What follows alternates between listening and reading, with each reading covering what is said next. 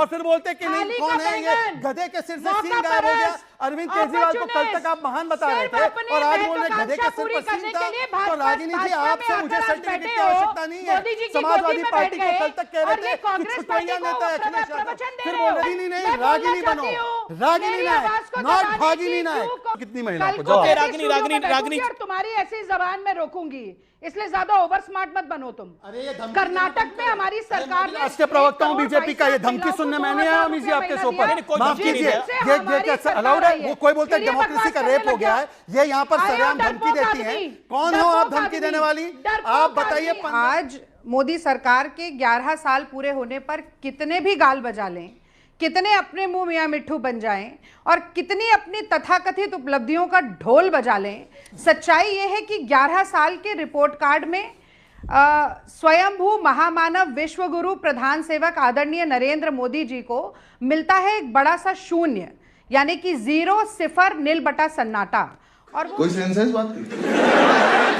और वो मैं इसलिए कह रही हूं क्योंकि आज देश में महंगाई की मार है, अर्थव्यवस्था बंटाधार है, पेट बार बार है, कमजोर पड़ता जा रहा हर संवैधानिक अधिकार है। इतनी नाकारा और निकम्मी मोदी सरकार है, और इतनी निकम्मी है। क्या बात कर रहे हैं बाबा? 182 मीटर की ऊंचाई से आज सरदार पटेल भी ऐसे करके देख रहे हैं ना, तो उन्हें अच्छे दिन नजर नहीं आ रहे हैं। और जो नीचे खड़े हुए लोग हैं वो बार बार पूछ रहे हैं मोदी जी से कि ये जुमलों की बौछार के अलावा उन्हें मिला क्या है। डायरेक्ट बेनिफिट ट्रांसफर तो यूपीए सरकार में शुरू हो गया था, अब वो जनधन योजना कहकर फीता काट देते हैं, तो उसमें क्या बहुत बड़ी बात हो गई। 370 के बाद बड़ा नारा था अटल बिहारी वाजपेयी का, जमहूरियत, इंसानियत, कश्मीरियत, उसका सबसे ज्यादा मजाक तो मोदी जी ने उड़ा दिया जाकर। अरे कौन भौंक रहा है ये बदतमीज? जाकर आईएसआई को लेकर आ गए रेड कारपेट वेलकम देकर। आरडीएक्स कैसे आया आज तक जवाब नहीं दे पाए कि कहां गए वो आतंकवादी जो पहलगांव में हमला करके उन्हें जमीन निगल गई कि आसमान खा गया, पता नहीं चला। 80 करोड़ लोगों को अगर अनाज दे दिया तो ग्लोबल हंगर इंडेक्स में हम गुरु में हम क्यों बनते जा रहे हैं भूखमरी में? बताइए कहां गए 15 लाख, कहां गई 2 करोड़ नौकरियां? तमाम सवाल पूछे जाएंगे, तमाम सवाल पूछे जाएंगे। ये बड़ी चर्चा है। रुपए और डॉलर का जो दाम है वो बराबर क्यों नहीं हुआ? ठीक है, अब मैं रुक करता हूं। पेट्रोल और डीजल जो 54 रुपए का था 87 रुपए पर क्यों पहुंच गया? ठीक है Ragini ji, you made your point. Ragini ji आपने अपनी बात रखा, 2.5-3 मिनट आपने अपनी बात को बोला। और बोल दूं, एक लाइन और बोल दूं। हाँ बोल, सिर्फ एक लाइन और बोल, प्लीज। और अगर ये सरकार निकम्मी ना होती तो पिछले 11 साल में नरेंद्र मोदी जी अपनी उपलब्धियां गिनाने के लिए एक प्रेस वार्ता तो करते। आप जैसे बड़े पत्रकार के सामने एक बार तो आते, तमाम पत्रकारों के सवालों के जवाब तो देते। एक बार 17 मई 2019 को आए थे अमित शाह जी के साथ, उसमें भी अमित शाह जी की तरफ माइक कर दिया जब एक चैनल की पत्रकार ने सवाल पूछा। तो अगर आप सवालों से बचते हैं तो आप उपलब्धियों का केवल लेकिन ये भी तो सच है कि 3 टर्म वो प्रधानमंत्री रह गए और आप तीनों बारी ऑपोजिशन में ही हैं। 2 बारी तो आपको ऑपोजिशन लीडर लायक सीटें भी नहीं मिली। लेकिन मैं फिर आता हूं शहजाद पूनावाला की तरफ। शहजाद पूनावाला हो गए जी, 11 साल पर भारतीय जनता पार्टी के प्रेसिडेंट की प्रेस कॉन्फ्रेंस को मैंने आज सुना और बहुत ध्यान से सुना। उन्होंने बोला देश 11 साल पहले तुष्टीकरण पर समाज को खंडित करके कुर्सी को सेव करना का खेल खेला जाता था। आप तुष्टीकरण से किस तरफ आए? देखिए, जितना समय आपने रागिनी जी को दिया, उम्मीद है कि मुझे भी उतना समय मिलेगा। आपने उससे कम 60 सेकंड। जी जी, उन्होंने 2.5-3 मिनट लिए। नहीं, ऐसा क्यों होगा? नहीं, पर हमारे तो पैनल में कम भी लोग हैं। अच्छा, तो हमें क्यों कम मौका मिलेगा भाई? और 11 साल में हमें बताना भी तो है क्या क्या किया है। देखिए, ऐसा है कि पहले तो आपने रागिनी जी से पूछा। देखिए, ये अनफेयर है कि रागिनी नायक आपको सुना 3 मिनट।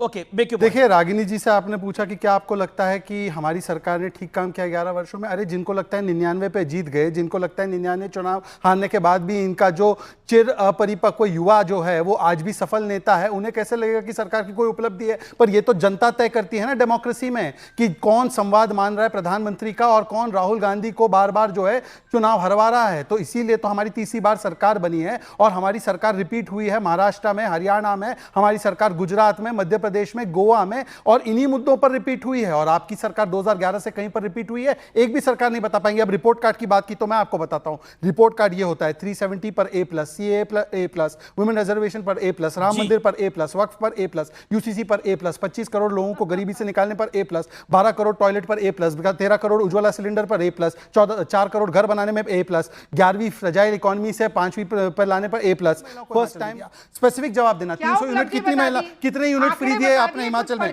सुन के जाइए। ये देखिए लगातार डिस्टर्ब कर रही है, ये गलत तरीका है। अब जब मैं सवाल पूछूं, 11 साल में इनका भी तो रिपोर्ट कार्ड है।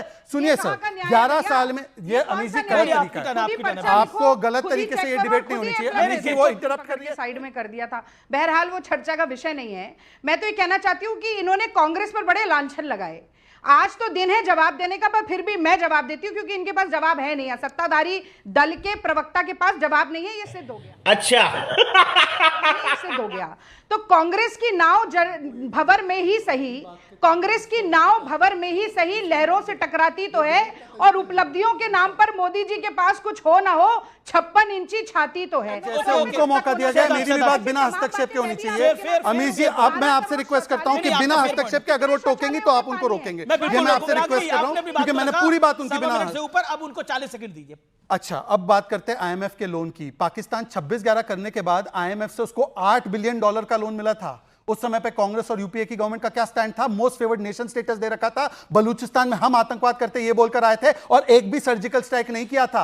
उल्टा कैसे हम आतंकवाद करते ये बोलकर आए थे, सियाचिन देने की फिराक में थे। अब उन्होंने बोला make in India. 2 mobile phone की फैक्ट्री हुआ करती थी, 2 मोबाइल फोन की फैक्ट्री हुआ करती थी, आज 200 है। आज हम $5 बिलियन के मोबाइल फोन एक्सपोर्ट करते हैं। आज 70% हमारा टॉयज हमारा एक्सपोर्ट होता है। जो हम लोग टॉय इंपोर्ट करते थे, ये फेक इन इंडिया है। एफडीआई के बारे में उन्होंने बोला कि आज एफडीआई सबसे न्यूनतम संपद है। $825 बिलियन का एफडीआई आया है इस देश में। हमारे शासनकाल में, इनके शासनकाल में कितना एफडीआई आता था? और आज जितना एफडीआई आया है उतना 10 साल में यूपीए में नहीं कभी आया है। पर मैं उससे ज्यादा आगे पूछना चाहता हूं, 370 पर आते हैं। आप तो बताइए ना, आप तो वाल्मीकि समाज की बात करते हैं। 370 हटने के बाद पहली बार वाल्मीकि समाज को अधिकार मिला, तो उसका विरोध किसने किया? सैफुद्दीन सोज और कांग्रेस पार्टी ने। क्या स्टैंड है कांग्रेस पार्टी का? जवाब।